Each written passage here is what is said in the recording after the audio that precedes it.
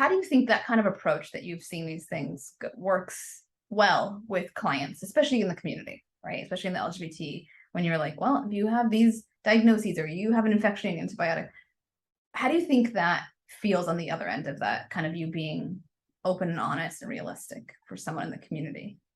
Meaning, like, I think that a lot of people in the community feel internalized homophobia, internalized transphobia, rejection from family and friends. Like there is so much fear and sadness and shame. I'm sure if you've witnessed it, right? And homelessness, like we can go on and on, depression, anxiety. So what do you think it's like for someone to be able to see you that doesn't have that kind of lens to things? That's being open and honest of like, yes, food can be medicine and medicine is medicine, right? Like, how do you think that feels on the other end, or what's that like to deliver that kind of information?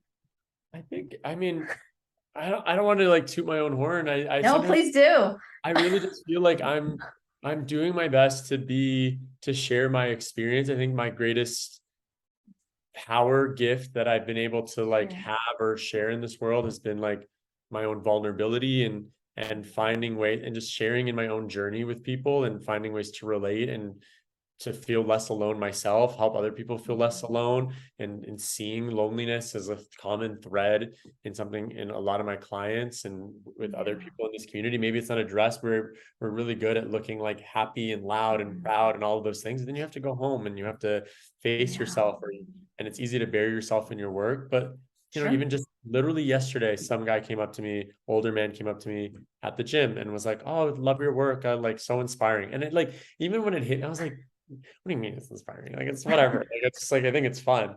But like I was thinking about it afterwards, and like again, not to be like on. I was like, oh, I guess like for some people they see this and it can be like a path to.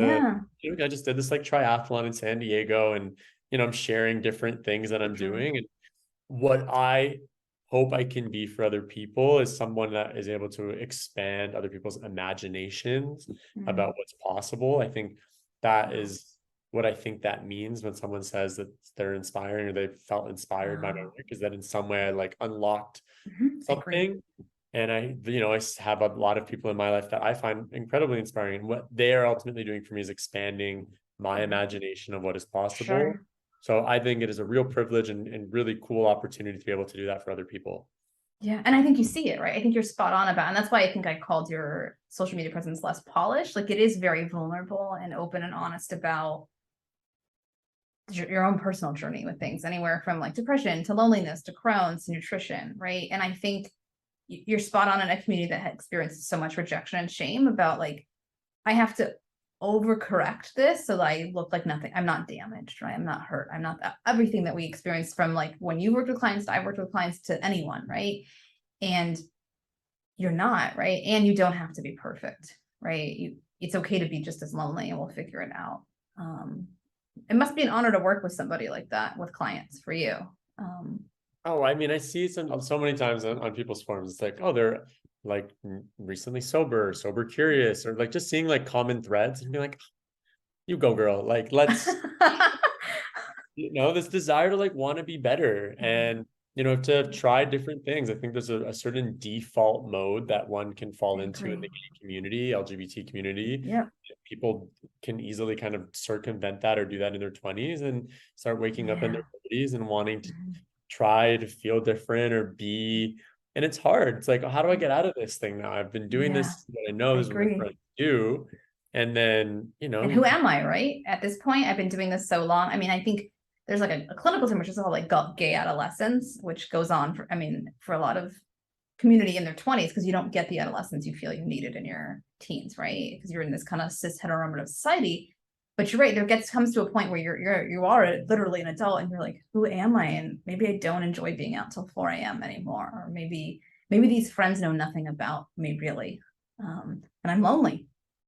Let's go deep. That's it. Yeah.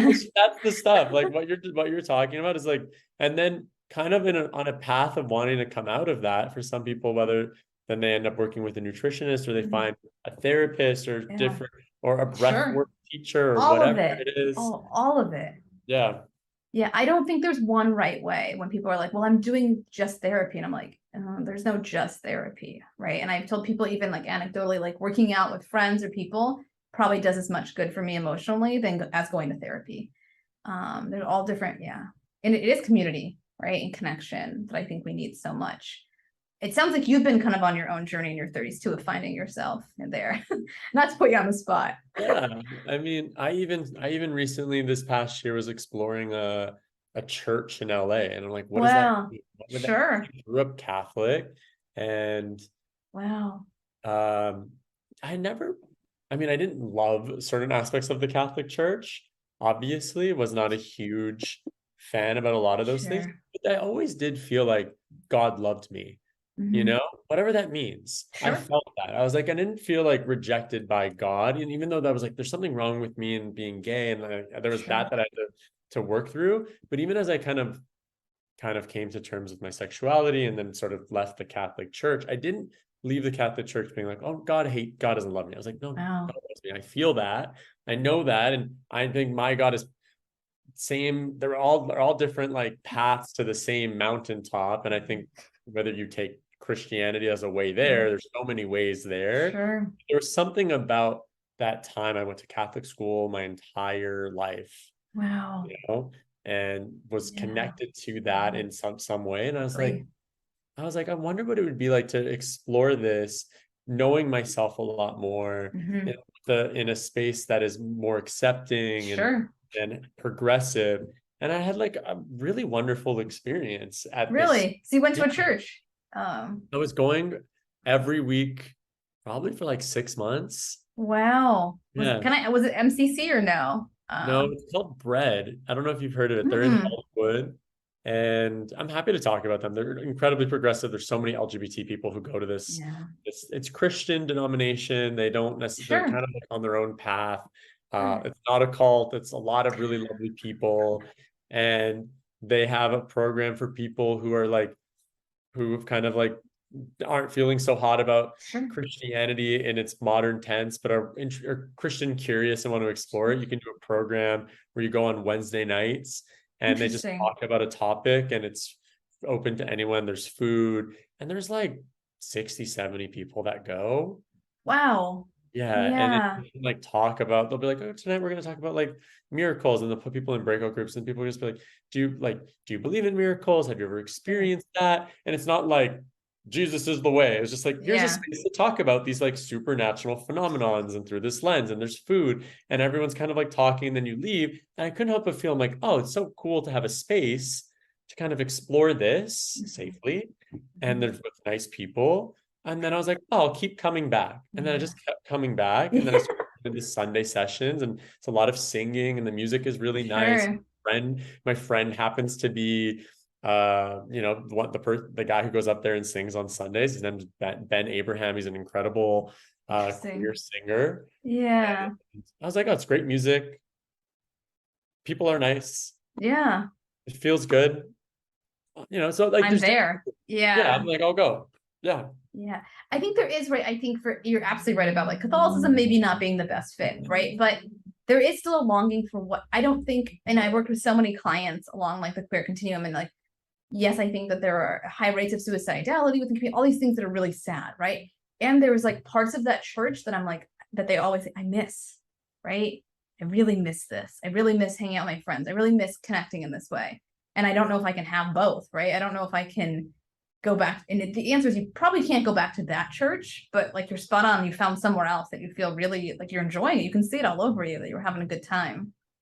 I mean, the last time I was there, I've been traveling so much the last couple of weeks, but I went for Easter, and I even got dressed up, and everyone was Wow. dressed up, and they had for Easter, they encouraged people to come and like bring something to share. And so people brought all these different cakes, and everyone was hanging out afterwards, eating and chatting. And I was like, this is so nice. Yeah.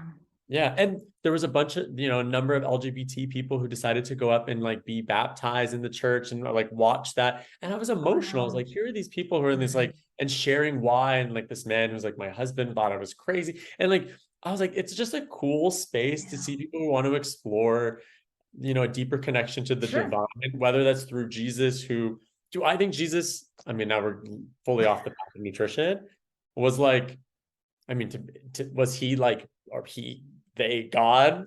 I don't know, but I think Jesus probably did incredible work and was Sure. someone that Sure. we can learn a But this lot. I think this is if you're going to wrap it up in nutrition, this is your holistic approach to life, right? If you really think about holistic and wellness, you're telling people wellness doesn't have to look like one path, right? As someone that grew up in the church and you were like, right and left it and did all these other things, your 20s and teens, and you were like, but I still miss this, right? Like that actually, my wellness path can look very different. My wellness can be my nutrition, my fitness, my community, my church, all of these things. It's a big deal. It should be a number of different things. And I think there are a lot of really amazing, we're in a really cool, special time where there's so much information. Right. It's overwhelming, but there's a lot of different modalities and ways to experience. Like you could have a way of tea, you know, like ceremonial tea and bringing that into your life. You can meditate. We have lots of. I agree. I see. It's funny. There's this probably online. I've seen it where someone basically every weekend becomes like a barista in his own home for like coffee, and it's like an excuse for people to come over and chat, right? I'm like, that is a cool idea. And people are just like, as if it's a coffee shop, but he's literally making like cute fancy drinks, and they're all hanging out and they're all enjoying themselves, and there's like literally a pastry table and everything. And I was like, that is such a good idea, right? It's not just like, hopefully I'll see you in a week. It's like, every Sunday, this is our church, right? We're going to gather, we're going to have coffee, we're going to talk. Yeah. That's wellness. That's it. That is a huge part of it. There's like the connection, to be the opportunity to be seen by other people, to really share who you are and talk about things is what all of this is. I think in my work, I hope to give people a space to share what the relationship is with food, share what they know, give them an opportunity to learn and like have this education and dialogue. And hopefully the outcome will be, and in my experience, generally tends to be quite positive, which is really nice. You know, people are like, oh, I've learned something. I've changed or developed a little bit of like a healthier relationship with food. And, you know, I can continue that into my life. And that's something I can apply this in other things, not just nutrition, right? It's not just this one thing. It's like, I know what it's like to feel seen and connected to. Maybe I want that everywhere else, right? And I think that obviously takes time, but I think that's life is about connecting and attachment and vulnerability with the right people. I'm a firm believer in that it's really about connection.